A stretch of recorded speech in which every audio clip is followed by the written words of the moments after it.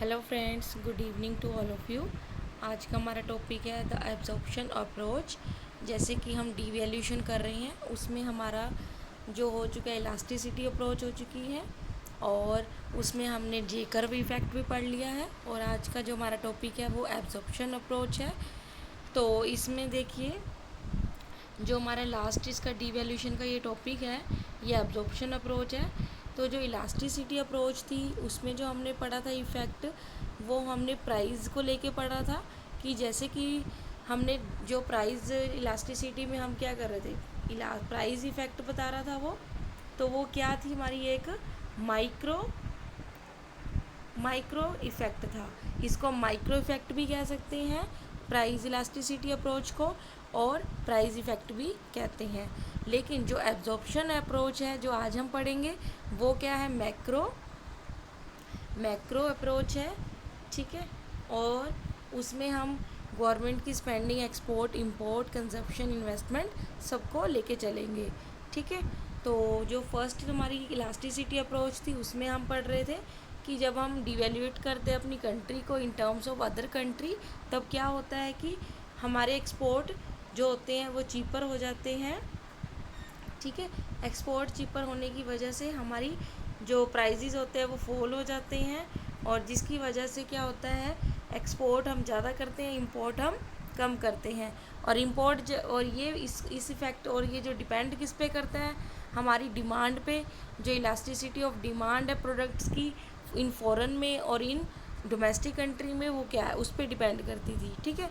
जो absorption approach है उसमें हम देखेंगे कि गवर्नमेंट की जो स्पेंडिंग है प्लस इन्वेस्टमेंट कंजप्शन है, जो हम मैक्रो लेवल पे लेके चल रहे हैं, इसका क्या इफ़ेक्ट पड़ता है हमारी डिवैल्यूशन होने के बाद बैलेंस ऑफ पेमेंट में। ठीक है। तो फर्स्ट ऑफ ऑल एब्जॉर्प्शन जो लिया है वो किसको लेके चल रहा है, यहाँ पे इक्वेशन है। ठीक है। तो वो देख लीजिए, सी प्लस आई प्लस जी, यानी कि यहाँ पे हम जब इसमें जो इक्वेशन जो ली जाती है वो क्या ली जाती है, जो इनकम होती है वो कैसे बनती है हमारी मैक्रो इकोनॉमिक्स में, जब मैंने आपको करवाया था कंजप्शन फंक्शन। तो हमारा जो one of the investment function, consumption function, income function में हमने देखा था, जो इनकम है वो डिपेंड हमारी किससे करती है, हमारी इन्वेस्टमेंट, कंजप्शन, गवर्नमेंट स्पेंडिंग से करती है। ठीक है।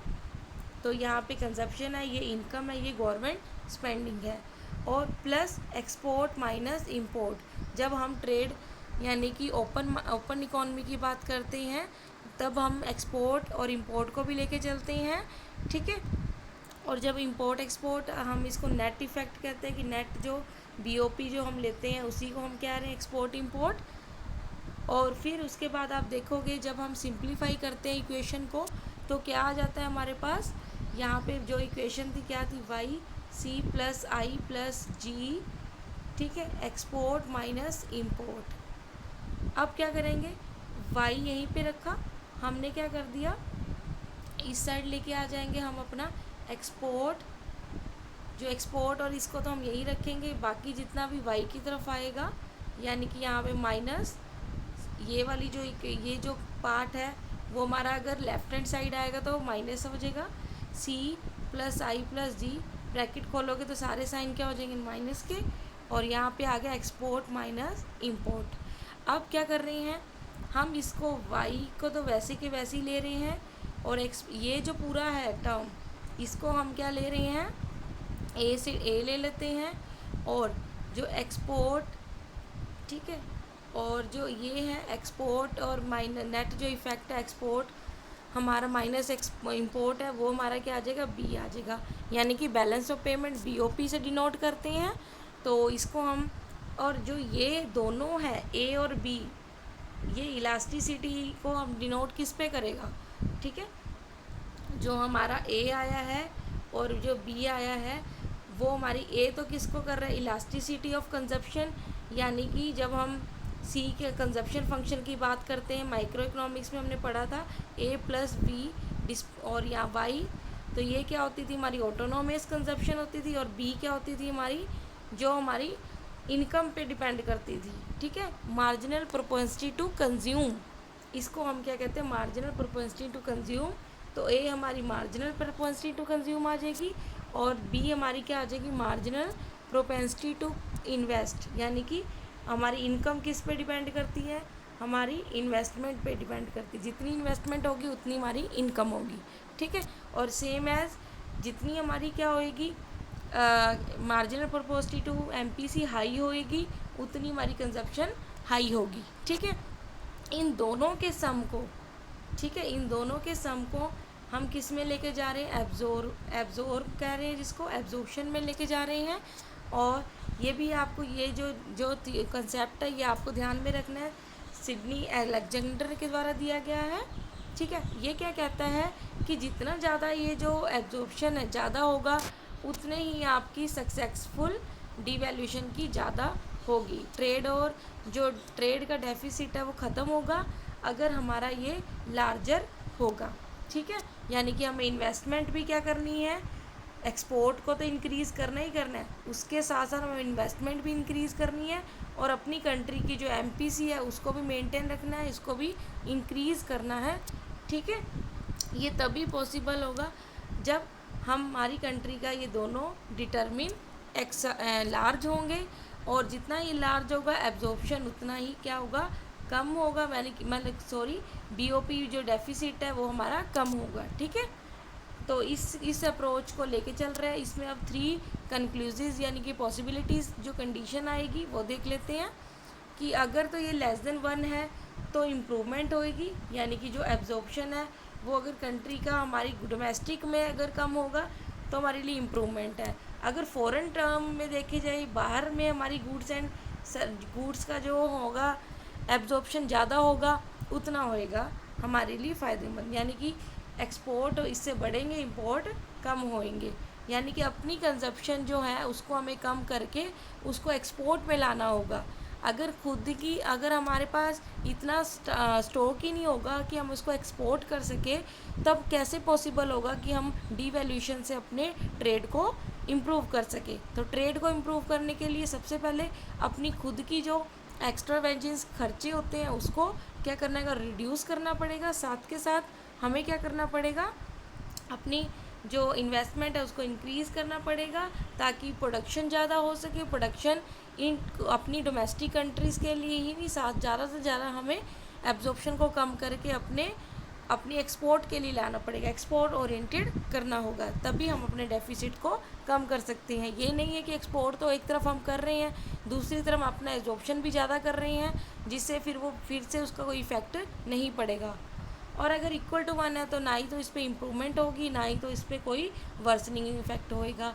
और थर्ड इसकी पॉसिबिलिटी है कि अगर ये क्या होगा, ग्रेटर देन 1 होगा तो इस पर क्या होगा, वर्सनिंग, यानी कि जितना ज़्यादा हमारा एब्जॉर्प्शन होगा उतनी हमारी जो बैलेंस ऑफ पेमेंट है वो हमारा डेफिसिट हमारा इंक्रीज़ होता जाएगा, ठीक है। जो डेफिसिट है वो इंक्रीज़ होता जाएगा। ये 3 आउटकम्स थी जो हमारी निकली है एब्जॉर्प्शन अप्रोच से। एब्जॉर्प्शन में आपको पता लग गया क्या आ रहा है, हमारा जो इलास्टिसिटी ले रहे हैं हम, ये जो एमपीसी बता रहा है मार्जिनल प्रोपेंसिटी टू कंज्यूम, और ये एमपीआई बता रहा है, ठीक है, मार्जिनल प्रोपेंसिटी टू इन्वेस्टमेंट, ठीक है। तो ये भी इन दोनों को हम लेके चल रहे हैं और ये किस पे डिपेंड करता है, हमारा C+I+G पे, गवर्नमेंट स्पेंडिंग पे, ठीक है। उसके बाद अब ये अप्रोच जो बता रही है, क्या बता रही है कि सक्सेस और फेलियर जो डिवैल्यूएशन का है वो करेक्ट करने के लिए हमारे लिए ये जो मैग्नीट्यूड है मार्जिनल प्रोपेंसिटी टू एब्जॉर्ब का, उसको देख के हम निकाल सकते हैं कि हमारे लिए जो डीओपी जो डिवैल्यूएशन होगा वो सक्सेसफुल रहेगा या नहीं। तो उससे पहले हम मैग्नीट्यूड चेक कर लेंगे अपना एब्जॉर्प्शन का। अगर तो ये हमारा क्या होना चाहिए, एब्जॉर्प्शन लेस देन 1 होगा तो हमारा बीओपी जो डिवैल्यूएशन है वो सक्सेसफुल होगा ही होगा, तब हम अपनी डिवैल्यूएशन पॉलिसी को अडॉप्ट कर सकते हैं। तो बिफोर डिवैल्यूएशन पॉलिसी को अडॉप्ट करने से पहले हमें ये इलास्टिसिटी अप्रोच, एब्जॉर्प्शन अप्रोच को ध्यान में रख के ही अपनी इस पॉलिसी को अडॉप्ट करना चाहिए। अदरवाइज़ ये बीओपी इम्प्रूवमेंट की जगह दोबारा हमारे लिए वर्सनिंग इफेक्ट भी हो सकता है, ठीक है। और साथ के साथ और भी अदर फैक्टर्स हैं जो बीओपी को हमारी करेक्ट करने के लिए जो इफेक्टिवनेस बताता है डिवैल्यूएशन का, जैसे कि टर्म ऑफ ट्रेड, ठीक है। टर्म ऑफ ट्रेड भी डिपेंड करता है कि देखिए एक तरफ तो अगर आप देखोगे एक्सपोर्ट आप कर रहे हो, हमारे इंक्रीज़ करने के लिए अपने प्राइजेस को हमने क्या करा, फॉल किया है इन टर्म्स ऑफ मनी, और इससे क्या हो रहा है कि हमारी जो रियल इनकम है वो भी क्या हो जाएगी, रिड्यूस हो जाएगी, और जिसकी वजह से हमारी कंट्री में एब्जॉर्प्शन भी कम होगा, ठीक है। और भी अदर इससे दूसरी इन्फ्लेशन की प्रॉब्लम भी आ सकती है, इन्फ्लेशन डिफ्लेशन की प्रॉब्लम भी क्रिएट हो सकती है, तो हमें उसको भी ध्यान में रखना है। रियल बैलेंस इफ़ेक्ट वही है कि इससे क्या होगा, जब आपका प्राइसेस बढ़ते हैं डिवैल्यूएशन होने के कारण, तो क्या होगा, जो स्टॉक है वो कम होगा, और रियल जो इंटरेस्ट रेट क्या होगा वो भी आपका राइज होगा, ठीक है। और इससे क्या होगा, सेविंग क्या होगी, इंक्रीज़ होगी, ठीक है। और हमें क्या करना है, हमें तो इन्वेस्टमेंट करनी है इंक्रीज़, ठीक है। तो अगर हम इंक्रीज़ करते हैं तो तभी तो हमारा क्या होगा, इन्वेस्टमेंट इंक्रीज़ होगा, तभी तो हम एक्सपेंडिचर आउटपुट को इंक्रीज़ कर सकते हैं। तो ये भी हमारे लिए एक दूसरी तरफ सेविंग पे और इंटरेस्ट रेट पे नेगेटिव इफेक्ट डाल सकता है साथ के साथ। तो हमें यहाँ पे सेविंग फंक्शन को भी ध्यान में रखना है, जो कि एब्जॉर्प्शन अप्रोच में नहीं लिया गया है, तो सेविंग भी इसका डिटर्मिनेंट माना जा सकता है, ठीक है। और रियल इनकम भी, सेविंग भी, और जितने भी हमारे अदर फैक्टर्स हैं, रियल इनकम, नॉमिनल इनकम, उसको भी हमने ध्यान में रखना है, वो भी हमारे बीओपी जो डिवैल्यूएशन पे इफ़ेक्ट डालते हैं। और रियल बैलेंस इफ़ेक्ट ये भी आ जाएगा, सेविंग इंक्रीज़ होने से। अब आ जाता है डिस्ट्रीब्यूशन, हमें मार्जिनल प्रोपोर्शनिटी टू कंज्यूम जो है वो हायर से लोअर की तरफ लेके जानी है, यानी कि हायर पीपल जिनकी इनकम है उनकी तो आपको पता है प्रोपोर्शनिटी टू कंज्यूम हमेशा ही लो होती है, ठीक है। जो रिचर पीपल होते हैं उनकी मार्जिनल प्रोपोर्शनिटी टू कंज्यूम क्या होती है, हमेशा ही डाउन होती है। क्यों होती है, क्योंकि उनका जो लिविंग और स्टैंडर्ड होता है वो ऑलरेडी क्या होता है, अपना मेंटेन होता है, बस वो अपनी कंजप्शन लेवल को ही क्या कर रहे होते हैं, सेटिस्फैक्शन के लिए, उनकी इनकम के अकॉर्डिंग उनकी कंजप्शन इतनी नहीं होती है, वो ज़्यादा रिचर पीपल सेविंग की ओर ध्यान देते हैं, ठीक है। तो ये सेविंग प्रमोटिंग हो जाता है, जबकि हमें अपनी इसको डिवैल्यूएशन के इफेक्ट को पॉजिटिव में लेके जाने के लिए इन्वेस्टमेंट को इंक्रीज़ करना है, और इन्वेस्टमेंट तभी पॉसिबल होगी जब हम अपनी जो मार्जिनल प्रोपोर्शनिटी टू कंज्यूम है हायर रिचर पीपल से लेके लोअर में लेके जाएंगे, ठीक है। तो ये भी आपको ध्यान में रखना, ये तभी भी पॉसिबल हो सकती है, ठीक है। अदर एक्सपेंडिचर रिडक्शन पॉलिसी से भी हम अपनी डिवैल्यूएशन इफेक्ट को, आउटकम को, बीओपी को सुधार सकते हैं। जो गवर्नमेंट अगर आपका डेफिसिट चल रहा है बीओपी में, तो आपको क्या करना, गवर्नमेंट की जो स्पेंडिंग है उसको भी क्या करना पड़ेगा, रिड्यूस करना पड़ेगा। जो एक्स्ट्रा प्लान जो गवर्नमेंट करती है, जो ऑलरेडी प्लान है उसी पे ध्यान देना चाहिए, ना कि न्यू प्लान पे ध्यान देना चाहिए।